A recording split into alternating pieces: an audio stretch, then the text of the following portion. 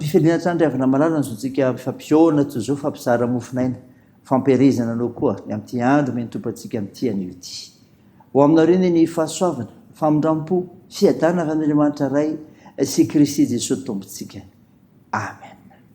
Alakamisy 7 martsa 2022 imajianantsika aloha hevitra hoe manorina ny fanekeny ny tompo andeha ry avany idera sakalazan'andriamanitra isika. Misao an'andriamanitsika ary firenena ary isandrato ny feo fiderana azy sy mampitoetra mifanahantsika amin'ny fiainana ka tsy mamela ny tongontsika migozozo fa efa nizatoetra anay ianao Andriamanitra efa nanadio anay ianao tahaka ny fanadio volafotsy amin'ny memy efa mampiditra anay tamin'ny fandrika ianao efa nanisy entamavesatra teo ambalanay ianao efa nampandeha ny olona nitsaka ny lohanay ianao nandeha namaky ny afo sy ny rano izay fa nitondranay ny voaka ho amin'ny fitahiana mahatretrika ianao. Amen.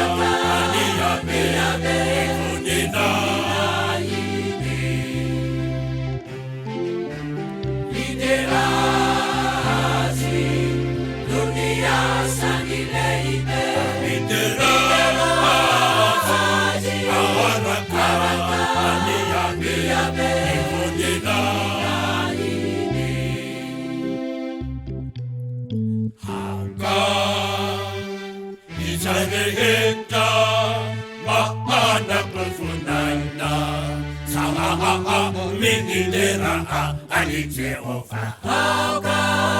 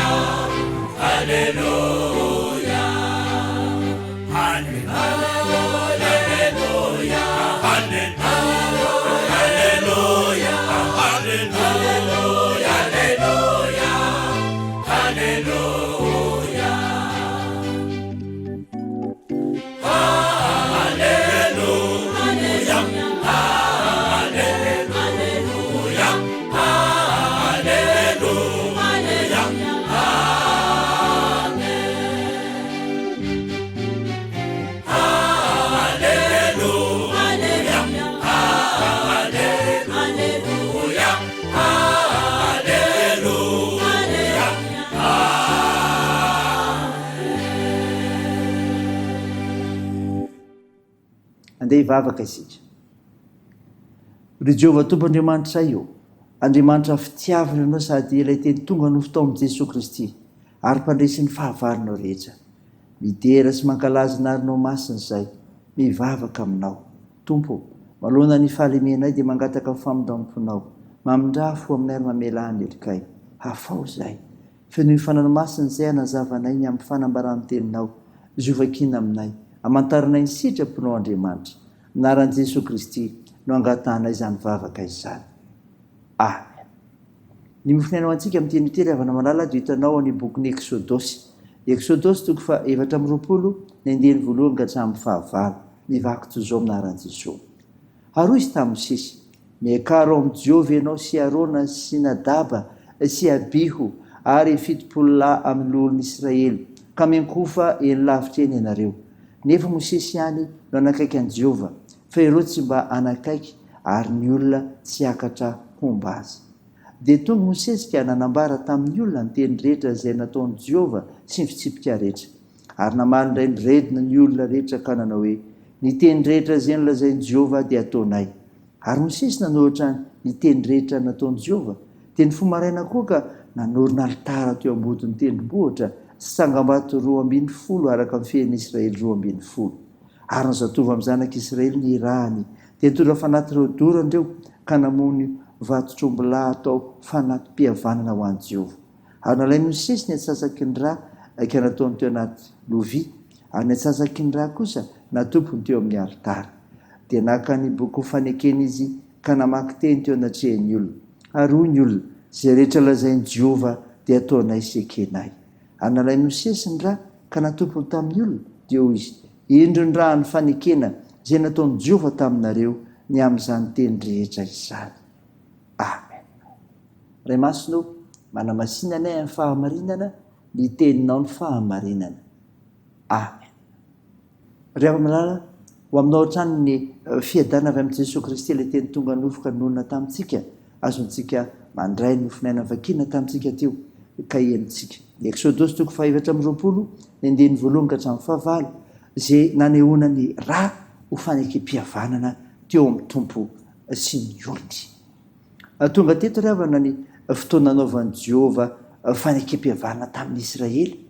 Nasainy niakatra nakao tendrombohitra Mosesy, Nadaba sy Abiho ary olona 70. Ireto farany no nisolo tenan'ny vahoaka. Avy eo ny ambaran'ny tompo tamin'ny Mosesy ny faafany ho an'ny vahoaka ka notanteriny tamin'izy ireo izany ka nanaiky ny vahoaka. Nisy ombilà natao sorona tamin'izany ka ny rany dia notatazana tamin'ny lovia. Ny atsasaky io raha io dia nafafy tamin'ny alitara sy maneho an'i Jehovah. Ny atsasany kosa nafafy tamin'ny vahoaka. Ry havana malala, ny didy Kristy dia efa nomena antsika ho tandremana. Dia nanaiky tokoa isika ary ny tena amandrany no maneho ny amin'ny fifanekentsika. Ao amin'ny fanasan'ny tompo anefa no andraisana azy ireo. Fanamafisana ny famelan-keloka izany, sady aina ho antsika koa aoka ho tandremana tsara. Ho Jesosy amin'ny Jona toko 9:13-20. Lazaiko aminareo marina dia marina tokoa. Raha tsy mihinana nofony zanak'olona sy misotro ny rano ianareo dia tsy manana fiainana ao aminareo. Raintsika mamparay fanasan'ny tompo indray izany ry havana. Ny fanekem-pihavanana nataonao antsika tao amin'ny Jesosy Kristy. Azontsika manolo tena ka ira latabatra Jesosy Kristy, hihinana ny nofony sy hisotro ny rano ho fanavotana antsika. Ary hitandrina izany fahamasinana izany tokoa. Amen. Hivavaka isika. Tompo, misaotra no mofinaina nomenao izay nanehoana ny rà ho fanekem-pihavanana tao amin'ny tompo sy ny olona. ka tokony hatsapany izay mpandray ny fanasan'ny tompo izany fiainana atobako ny fiainana izany. Tompo mametaka manokana ny tokantranonay aminao izay no tarianao ka ianao no miara-manapaka sy madidy aminay ary anam-pahefana amin'izany anehonao ny fihavananay ho tahaka ny ao amin'i Jesosy Kristy. Tompo, tahirao manana andraikitra amin'ny fitsaboana ka anasahanareo marary mila ny fivavakay, ampahirizanareo manamanjo, anohanareo mareo fisotriolona sy sahirana, sy hitahinao ny fiazakazahanay sy ny asanay sy ny fikasanay, ny fianarana satria ampinizara ao anay mantso ny fahasoavanao. Tahio ny fiheronenay ka hiasa mahery ny fananamasina ireo tomponareo-patsakana sy mivoaka malagasy isiny ny fandrosoa. Ny vavakay dia ataonay amin'ny anaran'i Jesosy Kristy mpanavitra anay sy mpamonjy anay, izay efa nampianatra anay koa ny vavaka manao hoe: ranay eo izay ny an-danitra, ao masina anie ny naranao, ho tonga anie ny fanjakanao, atao anie ny sitraponao ety an-tany ho tahaka ny an-danitra. Miheny an'io izay anona sahaza ao anay, ary mamela ny erikay tahaka ny namelanay izay meloka taminay, ary aza mitondra anay amin'ny fakapanahy, fa manafanay amin'ny ratsy, fanao ny fanjakana sy ny hery ary ny voninahitra mandrakizay. Amen. Raisa finoana ry avy nanezozana tolotra anao amin'ny anaran'i Jesosy Kristy. I Jehovah ampiaro anao, i Jehovah mifialofanao amin'ny ankavananao. Ny masoandro tsy mba melanao noho ny andro, na ny volana noho ny alina. Jehovah hiaranao amin'ny ratsy rehetra, eny hiaro ny fanahinao izy. Jehovah hiaranao na mivoaka na miditra hatramin'izao ka ho mandrakizay. Amen. Teo an'Andriamanitra ireny ny voninahitra amin'ny anaran'ny Ray sy ny Zanaka ary ny Fanahy Masina. Amen.